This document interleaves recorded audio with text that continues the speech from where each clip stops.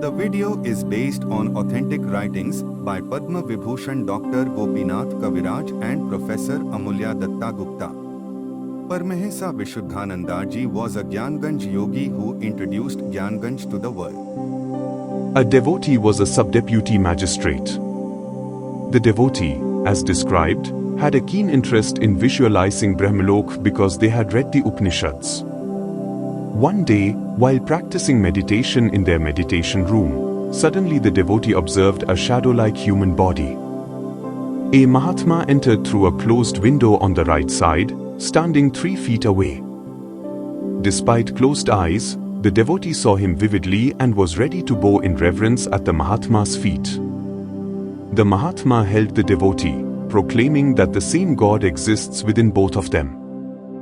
Discouraging pranam, the youthful, 16-year-old looking, clean-shaven yogi, clad in saffron, radiated bliss with an attractive appearance, a white complexion, and a quick, sweet voice.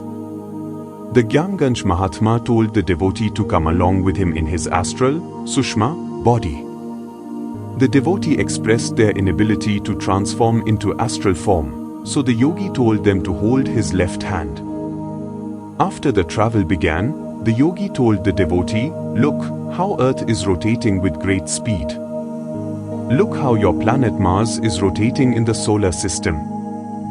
The devotee saw the red-colored Mars and its fast-rotating motion. The devotee asked him, "In which path shall we proceed in space?" The GYANGANJ yogi replied, "We will not go near the sun. We will go in a different path. We will have to go far." Then we started to move with more speed. The devotee could not estimate the total distance traveled so far. Our traveling speed could not be compared with any other speed on earth. After some time, the Yogi Mahatma said to the devotee, "Now, you stand here for a moment to rest." The place where we waited, the devotee noticed, had no light, no darkness, no sound or noise. Perfect stillness existed. As the devotee flew in space, they faced no oscillations or vibrations. There, the devotee realized that one layer of skin was removed automatically from their body, making the devotee's body even lighter.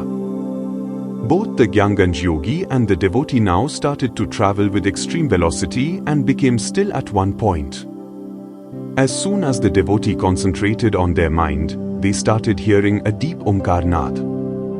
That Omkar sound was spreading from all over the universe or Brahmand. 3 sounds, Ah, Uo, and Mo, started evolving. Those sounds were generating and moving upwards, meeting at a central point and colliding. The whole area was full of pure white rays of light, creating a circular zone of white rays. No other color existed in that circular zone. The flow of light rays seemed to be liquefied white light.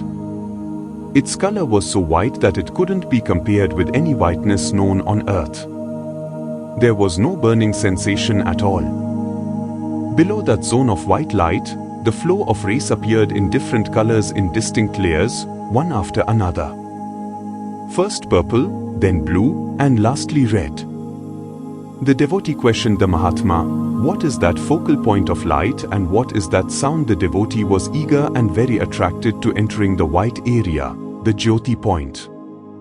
The devotee was surprised to hear the Omkar sound from the central focal point of light and from the vast ocean of Jyoti.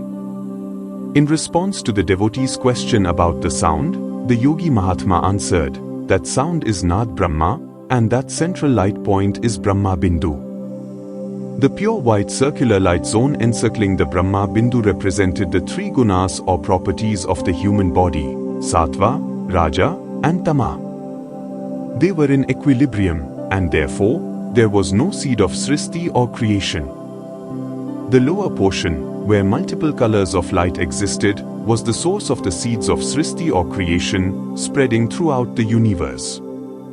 The yogi also said that if he allowed the devotee to enter the Brahma Bindu, the devotee's Sukshma body would immediately enter, but the devotee wouldn't be able to return because they didn't know the technique to come out from there. The devotee's sukshma body and physical body would be separated, and doctors on earth would declare the devotee's physical body dead. The devotee then asked, "What should we do?" After that, the yogi said, "Let's stop here and go back." Soon after, the devotee noticed that they both stood in the devotee's meditation room. The devotee bent down to touch his feet for pranam, but again, the yogi said, "The same God exists in both your body and mine." As soon as the devotee came out of the meditation room, the devotee's niece said, "You have spent at least 1.5 hours in meditation." She felt a smooth, soothing fragrance from the devotee's body and forehead.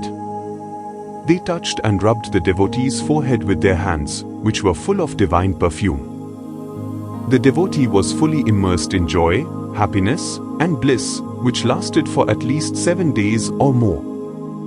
The devotee could not even express the divine Satchitananda feeling.